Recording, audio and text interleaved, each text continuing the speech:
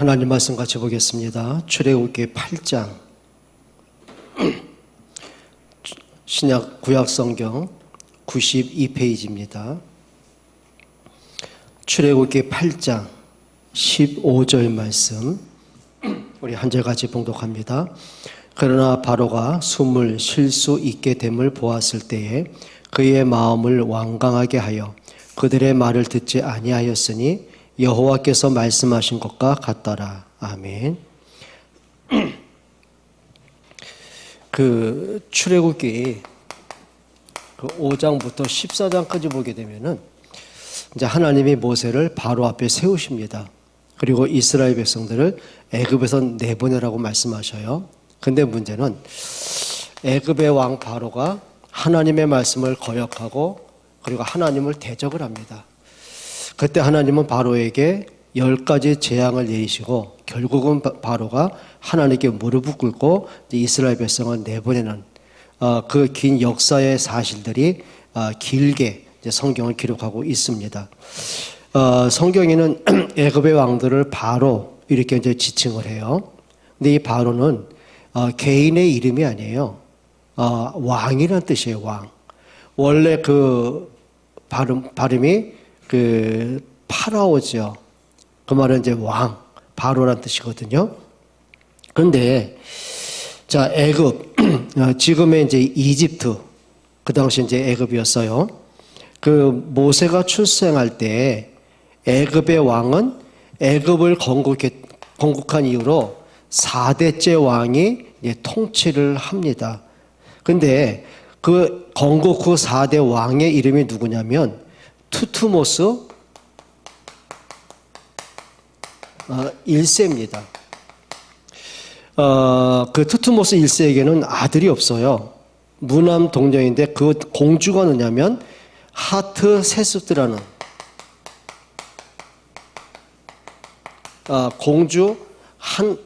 공주를 이제 낳아서 기르고 있죠. 그러니까 왕의 입장에서는 왕을 계승할 승계할 왕자가 없으니 고민될 거 아닙니까? 그러니까 결국은 왕이 죽습니다. 그때 하트세스트 공주가 이복 동생 투투모스 2세와 정략 결혼을 합니다. 근데 문제는 이 하트세스트 공주가 출산을 못하는 거예요. 그러니까 투투모스 2세가 자기를 섬기던 궁녀를 이제 후궁으로 맞아들이죠. 그리고 낳은 아들이 투투모스 3세입니다. 자, 투투모스 3세를 낳고 이 투투모스 2세가 이제 갑자기 즉사를 하게 돼 죽음을 당하게 되죠. 근데 그 투투모스 3세가 나이가 너무 어려요. 갓난아이에 불과하니까 통치를 못 하잖아요. 그러니까 자연히 이 하트세스트 공주가 통치를 하면서 애굽 역사 가운데 최초로 여성 왕 바로로 이제 등극을 하게 됩니다. 자, 근데 문제는 이 하트세스트가 자녀가 없잖아요.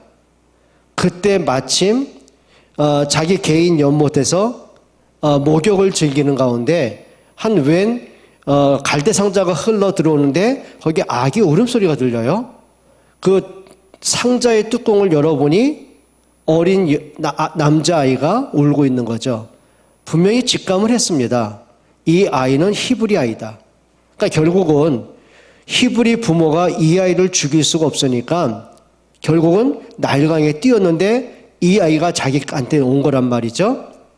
자, 그리고 나서는 이 하트세스트 이 공주가 모세를 양자로 입양을 합니다. 자, 그러면 지금 투투모스 3세가 이제 나이가 이제 성장을 하고 나이가 찼어요. 자기의 정체를 알지 않습니까? 원래 왕권은 나에게 있는데 저 하트세스트 공주가 여왕이 되고 그 모세를 양자로 입양을 해서 왕을 승계하려고 하는 거예요. 근데 문제가 있는 거죠. 투투모스 3세와 그를 따르던 많은 권력가들이 있을 거 아닙니까? 근데 모세를 대적하겠죠. 자, 모세는 노예 출신입니다. 히브리 사람입니다. 거기다가 하트셉스트 공주가 자기가 왕자가 없으니까 양자로 입양을 했습니다. 자, 그러니 권력 가진 기득권 세력에서는요, 모세가 눈에 가시와 같은 거죠.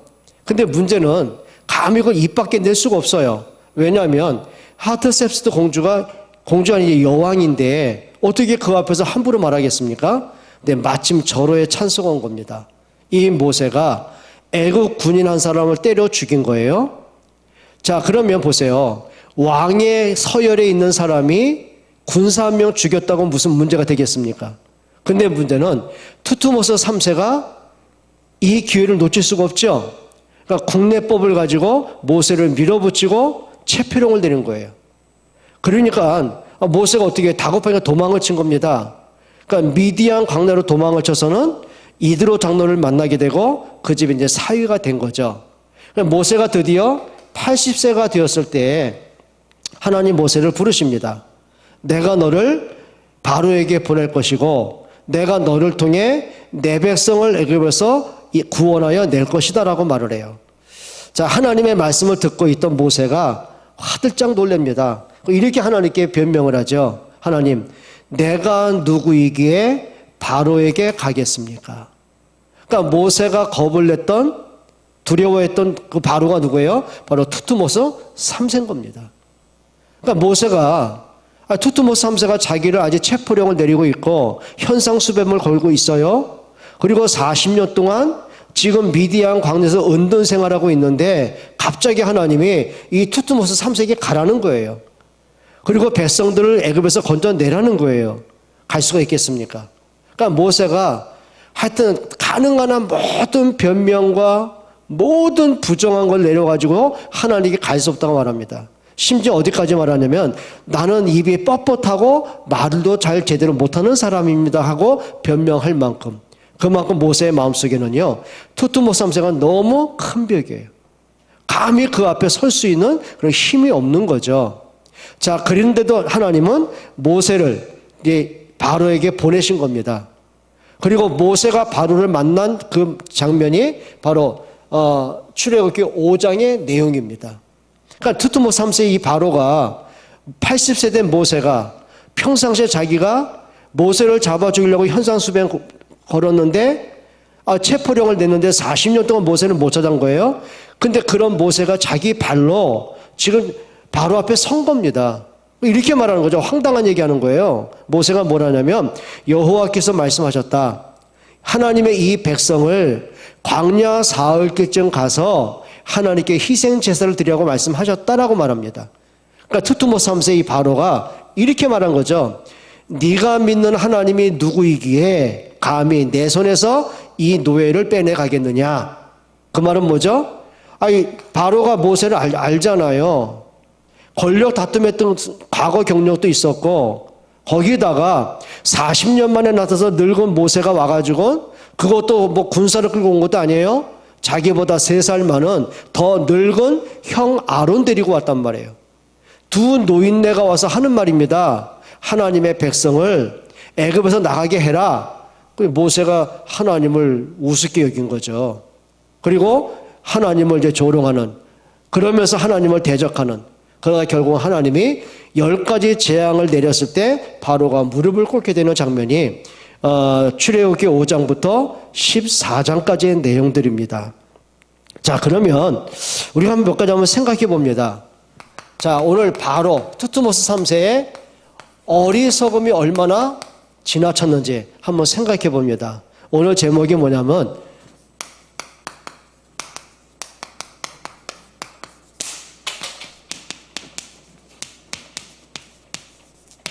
바로 한 사람 때문에 애굽 전역과 모든 백성이 어떤 고통을 받게 되는가 한번 성경을 통해 잠깐 살펴보자 합니다. 자, 바로의 어리석음은 어느 정도냐면요, 자기 권력에 굉장히 도취됩니다. 오늘 성경 한번 읽어볼까요? 출애굽기 5장으로 한번 가보겠습니다. 출애굽기 5장 17절부터 18절까지 한번 읽어보겠습니다. 바로가 이르되 너희가 게으르다 그러므로 너희가 이르기를 우리가 가서 여호와께 제사를 드리자 하는도다. 이제 가서 일하라. 짚은 너희에게 주지 않을지라도 벽돌은 너희가 수량대로 바칠지니라. 무슨 얘기입니까? 자, 원래 이 이스라엘 백성들은요, 노예가 아닙니다. 자, 하나님이 요셉을 애굽에 들여보내시고 그 가족 70명을 이주시킵니다. 그리고는 세월이 흐른 뒤에 이 백성들이 수백만의 인구로 이제 번성을 하게 된 거예요. 자, 그러니 애굽의 왕 바로가 긴장을 할 수밖에 없죠. 뛰어난 민족인데다가 머리는 비상하고 저 히브리 사람들은 이스라엘 남자들은 너무 용맹스러운 거예요. 자, 갑자기 인구가 너무 번성을 했어요. 그러니까 위기의식이 뭐냐면 언젠간 저 히브리 사람들이 우리 애굽을 정복할 거 아니냐, 거기에 대한 두려움이 온 겁니다. 그때부터 이 바로가요, 이 히브리 요셉의 후손들을 그냥 대우한 게 아니라 노예로 장악을 해버리는 거예요. 그러면 요셉이 누굽니까? 애굽이 건국된 이후에 가장 영향력을 미쳤던 사람이고 가장 공로가 큰 사람이고 가장 영웅이 바로 요셉 아닙니까? 그러면 이 바로가 과거의 요셉의 공로를 모르겠냔 말이죠. 그런데 그 모든 요셉의 흔적을 다 지워버렸어요. 그러니까 성경에 출애굽기 1장 8절을 보니까 요셉을 알지 못하는 새 왕이 일어났다고 그랬어요. 아니, 왕이 자기 나라 역사를 배우는 건 상식인데요, 어떻게 요셉의 공로를 몰라요? 그런데 요셉의 모든 업적을 지워버린 거예요. 그리고 히브리 사람들을 완전히 장악을 하고 그들을 완전히 고역을 시키는 이런 이제 정복자 입장에 쓴 거죠.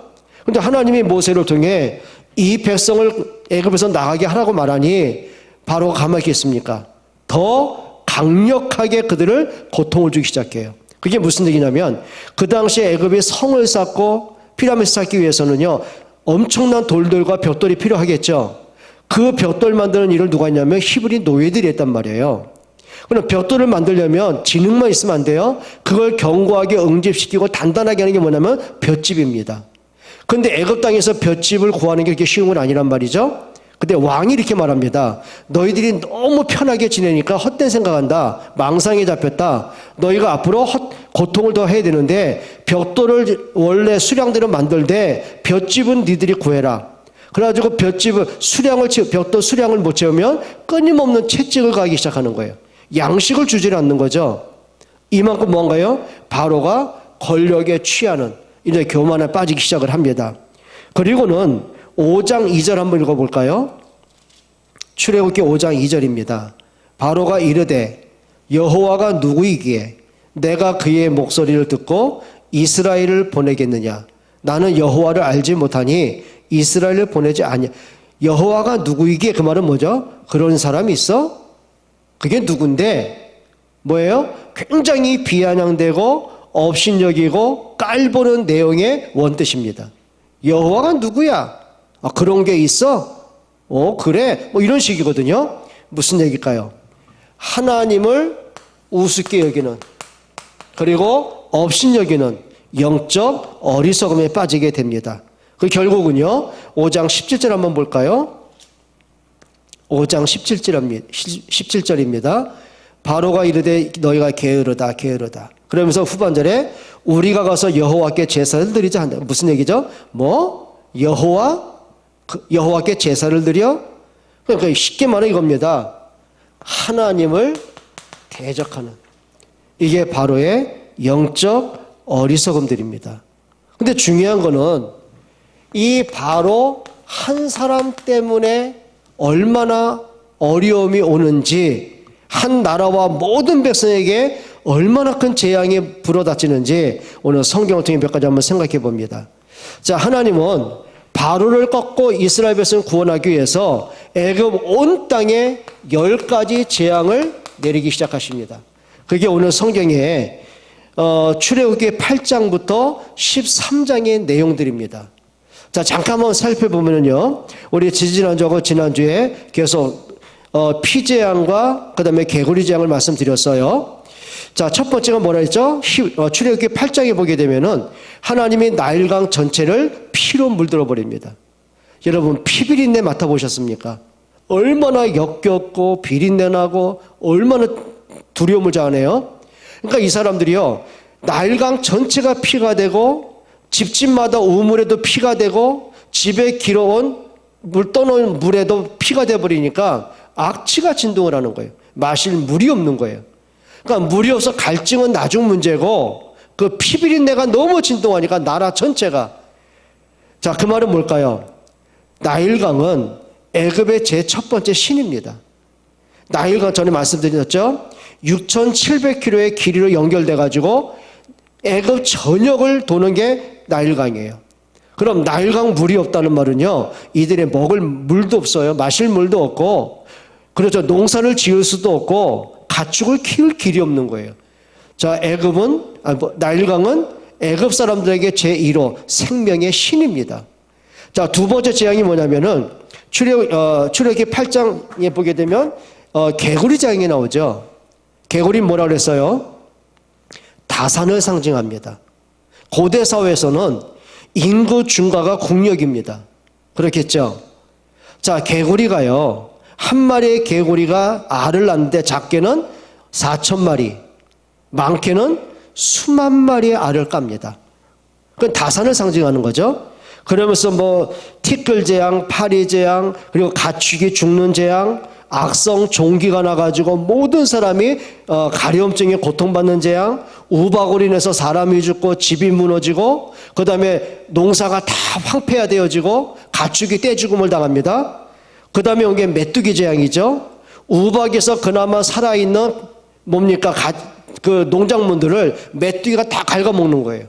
양식이 없어요. 굶어 죽게 된 거죠. 거기다가 온 나라가 어두워지는 흑암 재앙. 그러면서 마지막 10번째 재앙이 뭐였죠? 사람이든 짐승이든 첫 번째 낳은 장자가 다 죽는 재앙. 그때 바로의 장자도 죽는 이런 고통을 겪게 되는 걸 봅니다. 무슨 얘기입니까? 한 사람의 어리석음 때문에 온 나라와 온 백성들에게 고통이 끊어지지 않는, 여러분, 한 나라의 지도자 놓고 진짜 기도하셔야 됩니다. 왜냐하면 에베소서 6장 12절에 보니까 사단이요, 정사와 권세를 잡았다고 그랬어요. 정사는 뭐죠? 권력입니다. 그리고 정치를 잡아요. 정치인들을 잡아요. 그들의 마음을 혼미케 만듭니다. 하나님을 대적하게 만듭니다. 우상을 섬기게 합니다. 그리고 온 나라가 전세가 전쟁을 벌이게 합니다. 악행을 하게 합니다. 백성들에게 고통을 줍니다. 정사와 권세 잡은 이 악한 영이 한 나라의 지도자를 움직이니까요, 나라 전체가 하나님을 대적하는 진노의 나라가 되게 만든 거죠. 여러분, 지도자에서 기도하신 여러분 되시기를 축원합니다. 자, 이런 고통을 받고도요, 바로가 어떻게 한지 아세요? 끝까지 고집을 부려요. 그 마음이 강팍하다 못해 너무 완강해요. 그리고 하나님의 말씀을 끝까지 대적을 합니다. 그리고 하나님의 백성을 더 학대를 하게 되는 거죠. 자, 성경 몇 가지 한번 찾아보겠습니다. 출애굽기 8장 19절입니다. 출애굽기 8장 19절입니다. 요술사가 바로에게 말하되 이는 하나님의 권능이니이다 하였으나 바로의 마음이 완악하게 되어 그들의 말을 듣지 아니하였으니 여호와의 말씀과 같더라. 무슨 얘기죠? 지금 하나님이 모세를 통해 애굽 전역에 10가지 재앙을 내리니까 그렇게 사람들 미혹하게 했던 요술사들, 쉽게 말하면요, 점술가들, 무속인들, 이 술객들, 이런 사람들이란 말이에요. 귀신 섬기는 사람들조차도요, 그들이 자신들의 힘으로 대적할 수 없는 절대자의 재앙이라는 걸 본 거예요. 그러니까 이 요술사들이 바로에게 이제 건의를 하는 겁니다. 왕이여, 이거는 절대자 여호와의 재앙입니다. 이거는 사람이 막을 길이 없습니다. 자, 모세가 말한 대로 이 백성들을 애굽에서 내보내는 것만이 상책입니다. 자, 귀신 섬기는 요술사들까지도요, 하나님의 역사란 걸 이제 감지를 해요. 근데 그 말을 듣고도 평상시 같으면 요술사들에게 현혹된 왕이요, 요술사, 그 점술가들, 무속인들의 말에 이용당했던 왕인데도요, 그때만큼은 그 마음이 강팍해지고 완악해지고 하나님의 말씀을 거역하게 됩니다. 여러분, 사람이요, 영적 문제에 딱 잡히잖아요. 그거 이상합니다. 하나님의 말씀을 대적하게 됩니다. 마치 아담과 하와가 자기 생각에 딱 잡힙니다. 자기 욕심에 딱 잡히고 나니까 하나님의 말씀조차도 들리지가 않는 거예요. 그 말씀조차도 거부하는 거예요. 선악과를 먹으면 정령 죽는다는 그 말씀조차도요, 그냥 농담으로 여겨 이렇게 돼버리는 거예요. 여러분, 가인이 하나님의 말씀을 가지고 분명히 예배하거든요. 자기가 틀린 예배를 하는데도 고집을 안 꺾어요. 그러다가 멸망을 당하는 거거든요. 여러분, 사람이요, 자기 영적 문제에 걸려들고 사단에게 속고 나니까는 결국은 뭐예요? 하나님을 거역하는 정도가 아니에요. 하나님을 대적하는 역할을 하게 되더라고요. 오늘 우리의 마음이 하나님의 말씀 앞에 좀 부드러운 마음 되기를 축원합니다.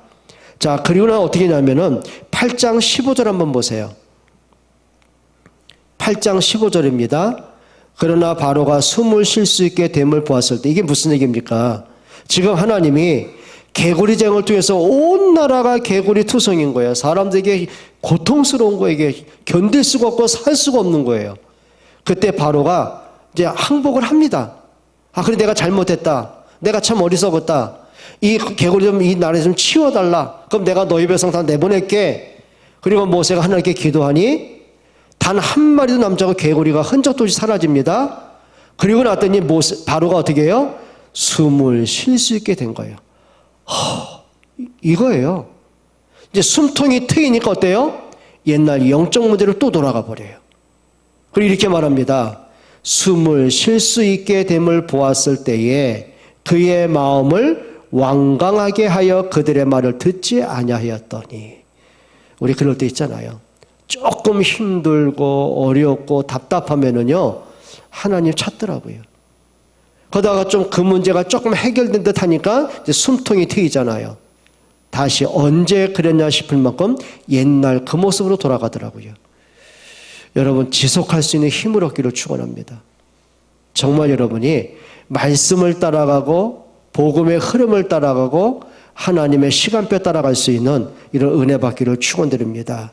자, 그만큼 바로의 어리석음이 얼마나 미련한지, 거기다가요, 온 나라 애굽의 온 백성들이 고통을 호소하기 시작을 합니다. 한번 읽어볼까요? 출애굽기 12장 33절 한번 보세요. 끊임없이 재앙은 오죠. 10가지 재앙은 내리죠. 이 백성들이 살 길이 없는 거예요. 그때 이런 호소를 합니다. 12장 33절 같이 한번 읽겠습니다. 애굽 사람들은 말하기를 우리가 다 죽은 자가 되도다 하고 그 백성을 재촉하여 그 땅에서 속히 내보내려 함으로. 백성들이 뭐라요? 이제 우리 죽게 됐어. 살 길이 없어. 이 백성 좀 내보내. 백성들이 아우성칠 만큼이요. 그런데 희한하죠. 바로 한 명이요, 꿈쩍도 하지 않아요. 귀신 들린 마술사들조차도 이 백성을 하나님 말씀 내보내야 됩니다. 모든 백성들이 하나같이 제발 좀 나 좀 살려줘라. 이 백성 좀, 이스라엘 백성 애굽에서 나가게 좀 해라. 아우성을 치고 고통을 호소하는데 단 한 명, 바로는 꿈쩍하지 않아요. 자기의 생각에 잡혀 있어요. 여러분, 진짜 재앙이 뭔지 아십니까? 10가지 재앙이 온 게 재앙이 아니고요, 그 재앙이 올 수밖에 없는 바로의 영적 상태가 문제라는 거예요. 여러분들이 우리가 하나님 앞에 마음이 좀 부드러워지고요, 말씀에 순종할 수 있을 만큼 영적인 상태가 회복되기를 부탁을 드립니다. 자, 재앙은 만났죠. 백성들은 아우성 치죠. 이제 자기 자신도 어쩔 수 없이 고립이 됐어요. 이렇게 말합니다. 알았어. 네 말들의 백성 내보낼게 하고 타협을 합니다. 성경 보세요. 출애굽기 10장 16절로 17절 한번 보시기 바랍니다. 16절로 17절입니다. 같이 읽겠습니다. 바로가 모세와 아론을 급히 불러 이르되 내가 너희의 하나님 여호와와 너희에게 죄를 지었으니 바라건대 이번만 나의 죄를 용서하고 너희의 하나님 여호와께 구하여 이 죽음만은 내게서 떠나게 해달라. 누가 간청하는 거예요? 지금 바로가요. 못 견디겠거든요. 지금 10가지 재앙을 통해 진짜 하루하루가 고통이고 지옥의 시간들이고 백성들이 아우성치고 좀 백성들이 막 온갖 막 쿠데타 일으킬 지경이니까 얼마나 긴장되고 두렵겠습니까? 본인도 몰타치시라. 그러니까 모세와 아론을 불러요. 뭐라고 간청을 해요? 내가 너와 하나님께 너무 큰 죄를 지었다. 이번 한 번만 그래. 그러니까 그 전에도 있었단 얘기예요. 변덕스러운 게. 그러니까 또 하는 말이다. 이번 한 번만 좀 날 좀 살려도 이 말이거든요. 자, 근데 이 말이요. 바로가 너무 다급하고 고통스러우니까 하는 말이지 진심은 어떤 걸까요? 한번 성경 한번 계속 봅니다. 출애굽기 9장 27절로 28절 보세요. 27절 28절 바로가 사람을 보내어 모세와 아론을 불러 그들에게 이르되 이번은 내가 또 그래 이번은 내가 범죄였다. 여호와는 의로우시고 나와 나의 백성은 악하도다. 무슨 얘기야? 여호와는 의로우시고 근데 나는 악했다. 이게 자기가 괴로우니까 그 문제를 모면하기 위한 술책일까요? 진실한 고백일까요? 우리 그럴 때 많잖아요. 우리 신자들도 그럴 때만 하나님 이번만 이 문제만 해결해 주시면 하나님 내가 하나님 앞에 정신 차리고 예배에 성공하고 내가 전도하고 후대 키우고 우리 얼마나 다짐하고 얼마나 서원합니까?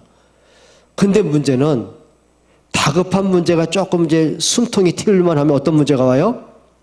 또 옛날로 돌아가는. 어떤 면에서는 바로의 영적 그 문제가 우리에게도 참 많더라는 거죠. 여러분 우리가 지금까지 얼마나 많은 결단을 많이 했어요. 그래 진짜 복음이 전부인데 정말 복음을 위해서 정말 렘노트 키워야 돼. 그래 렘노트를 위해서 내가 교회 앞에 진짜 이런 충성스러운 중직자로 사명자로 여러분 우리가 얼마나 많은 다짐해요. 근데 문제는요 내가 지속할 힘이 없는 거예요. 아마 한 가지는 분명히 다를 거예요. 바로는 뭐 하나님은 의로우시고 선하신 나는 악한데 그거는 진실한 고백은 아닐 거예요. 문제 해결을 위해서 임시방편의 고백이지 진심은 아닐 거예요. 근데 우리는 진심이거든요. 예를 들면 그거예요. 베드로가 주는 그리스도시여 살아계신 하나님의 아들이십니다. 그게 거짓 고백일까요? 진짜 고백일까요? 진짜 고백이죠. 근데 문제는 예수님이 재판받는 그 자리에 한 여자아이가 너 예수의 제자지라고 질문했을 때 그때요. 나 예수의 제자입니다 라고 고백을 하면 시인하면 자기도 죽겠거든요. 두려움이 오는 거예요. 내가 예수의 제자라고 고백은 해야 되겠는데 그럴 용기가 없어요. 어떡합니까? 나 예수 몰라 라고 부인하고 맹세고 도망간 거예요. 근데 베드로가 그게 진짜가 아니라는 게 뭐죠? 나가서 심히 통곡을 해요. 그 말은 뭐죠? 내가 왜 그때 그랬을까? 왜 이렇게 어리석게 내가 예수님을 부인했을까? 내가 이렇게 연약하고 어리석을까? 자기 자신을 보는 거예요. 그러면 우리가 그만큼 예수는 그리스도 고백을 하는데 불구하고 우리 속에 그게 내가 믿음의 선택을 하고 지속할 수 있는 영적 힘이 없다는 거죠. 한번 따라 합시다. 힘을 얻자. 그래서 기도해야 돼요. 그래서 은혜 받으셔야 돼요. 그래서 성령 충만 받으셔야 돼요. 우리 힘으로는 안 됩니다. 지속할 힘이 없는 거요. 복음은 맞고 복음을 위해서 내가 생명 걸고 싶은 것은 진심인데 그렇게 할 힘이 없는 걸 어떻게 해요? 문제 때문에 환경 때문에 내 상태 때문에 또 넘어지고 또 사단에게 속고 반복되는 걸 어떻게 해요? 그래서 예수님 말씀하셨어요. 마귀를 대적하라고요. 여러분 하나님 말씀 앞에 서는 여러분 되시기를 축원합니다. 출애굽기 10장 28절 한번 보실까요? 여호와께서 한번 보세요. 10장 28절로 가봅니다. 같이 읽겠습니다. 다 같이요. 바로가 모세에게 이르되 너는 나를 떠나가고 스스로 삼가 다시 내 얼굴을 보지 말라. 네가 내 얼굴을 보는 날에는 죽으리라. 이제 뭐예요? 모세 앞에서 그렇게 약한 척 막 별소리 다 하더니요. 또 하는 말입니다. 조금 숨통이 튈만 하니까 다시는 내 얼굴 보지 마라. 내 얼굴을 보는 날이 너는 죽는 날이다. 또 공갈 협박하고 하나님도 대적합니다. 무슨 얘기입니까? 자신이 뭐 어떤 문제에 잡힌지 모른다는 거예요. 여러분, 바로의 이런 어리석은 한 사람 때문에 결국 나라 전체가 백성들의 고통을 당하는 이런 문제가 오게 됩니다. 그래서 중요한 게 있습니다. 깨달아지는 게 은혜입니다. 말씀이 들려지는 게 은혜입니다. 그런데 이랬던 바로가 언제 항복을 할까요? 다른 길이 없더라고요. 어떤 재앙이 오고 어떤 기적이 와도 바로가 항복을 안 해요. 근데 마지막 하나, 6월절 어린 양의 피 바른 그날에, 어린 양의 피 바른 그날에 비로소 바로가 항복을 합니다. 피 바른 그날에 430년의 저주가 끝이 나고 출애굽하는 기적이 나옵니다. 여러분, 언제 사단이 꺾여요? 그리스도의 십자가의 능력 앞에요. 언제 여러분 430년 오래된 그 가문의 저주 언제 끝나요? 그리스도의 십자가의 능력에 정말 깨달아지는 그날에. 언제 내가 살고 내 자녀와 후대가 살아요? 정말 그리스도의 십자가의 능력이 내게 부딪히고 내게 깨달아지고 내게 확인되어질 때요. 그래서 예수님 말씀하셨어요. 내가 다 이루었다. 바로가 항복한 것처럼 사단의 머리 박살 내셨습니다. 430년 동안에 해결되는 운명과 저주와 재앙이 그리스도의 십자가의 능력 앞에 완전히 깨어졌습니다. 그래서 다 이루었다라고 말씀하신 거죠. 여러분, 복음이 여러분에게 인생의 답이 되고 결론되길 축원합니다. 자, 누가 하나님의 역사를 막을 수 있겠습니까? 하나님이 이스라엘 백성을 구원하겠다는데 바로가 막겠습니까? 애국 군대가 막겠습니까? 모세가 비록 80세의 노인이고 힘없는 노인이라 한들 과연 하나님이 모세를 통해 하시는 그 기적의 역사를 누가 막겠습니까? 홍해가 막겠습니까? 막을 길이 없는 거죠. 여러분, 이 사실을 믿기를 축원합니다. 여러분, 진짜 여러분이 뭘 하셔야 되냐면 이것만은 분명합니다. 언제 이들이 구원 받아 나왔어요? 성경 한번 읽어보겠습니다. 출애굽기 12장 3절입니다. 같이 읽겠습니다. 출애굽기 12장 3절입니다. 너희는 이스라엘 온 회중에게 말하여 이르라. 모든 백성에게 말해라. 뭘 말해라는 거죠? 하나님이 주신 말씀을 전해라. 6월절 양의 피 바르라고 하신 그 말씀을 모든 백성들과 각 가정에 전달해라. 무슨 얘기입니까? 하나님의 언약, 말씀이에요. 결국은 말씀이 이들에게 들려지고 나니 그들에게 있는 영적 문제가 끝나기 시작하는 거예요. 진짜 응답의 시작은 언제인지 아십니까? 우리의 신앙 경력이 아니에요. 여러분의 인격과 여러분의 노력과 선행이 아니에요. 단 하나입니다. 내가 말씀으로 들어가는 겁니다. 여러분들이 하나님의 말씀에 내가 붙잡히는 겁니다. 내가 지금까지 살아온 게 이들은 노예로 살아왔어요. 하루하루가 지옥 같은 삶이에요. 소망이 없어요. 그런데 이들이 내가 살아온 방식대로 가면 안 돼요. 오늘 하나님이 주시는 말씀이 그들에게 답이 되어야 되는 거예요. 말씀을 이루라. 여러분, 좀 말씀이 들려지는 여러분 되시길 축원합니다. 이게 시작입니다. 우리 하나님 말씀하셨습니다. 자, 12장 3절도 읽어보겠습니다. 너희는 이스라엘 온 회중에게 말하여 이르되 이달 열흘에 너희 각자가 누구죠? 너희 개인이 뭘 하라고요? 한번 읽어보세요. 어린 양을 취할지니 그랬어요. 뭘 취하라고요? 어린 양을 취하고 그 고기는 너희가 먹고 그 피는 집집마다 문설주에 바르고, 그 말입니다. 그게 뭘 얘기하는 거죠? 그리스도의 십자가의 피를 얘기하는 겁니다. 여러분, 그리스도가 여러분에게 개인화되기를 축원합니다. 개인이요. 아, 그래, 하나님이 주신 언약은 하나밖에 없어. 이 피를, 이 양을 내가 먹고 이 양의 피를 문지방에 바를 때 죽음의 재앙은 넘어가고, 그리고 피 바르지 않은 집마다 죽음의 재앙이 임하고, 피 바른 집마다 하나님이 구원하여서 출애굽하게 하시고, 모든 구원은 뭐예요? 피의 능력입니다. 무슨 얘기입니까? 그리스도의 십자가의 복음과 부활의 능력이 아니고는요, 구원이 없습니다. 여러분, 복음이 여러분에게 개인화되길 축원합니다. 그리고 3절에 뭐라 했죠? 각 가족대로 그 식구를 위하여 어린 양을 취하되. 그 가족, 그 식구대로 어린 양을 취하되, 그 말입니다. 여러분 가정에 진짜 이 복음이 스며들기를 축원합니다. 여러분 자녀와 후대들에게 언약이 전달되기를 축원합니다. 그리고 12장 7절 한번 보세요. 이렇게 말합니다. 그 피를 양을 먹을 집 좌우 문설주 임방에 바르고. 무슨 얘기죠? 그리스도의 십자가의 피의 능력입니다. 예수님의 보혈이 아니고는요, 우리의 죄 문제 끝나지 않습니다. 운명에서 안 바뀝니다.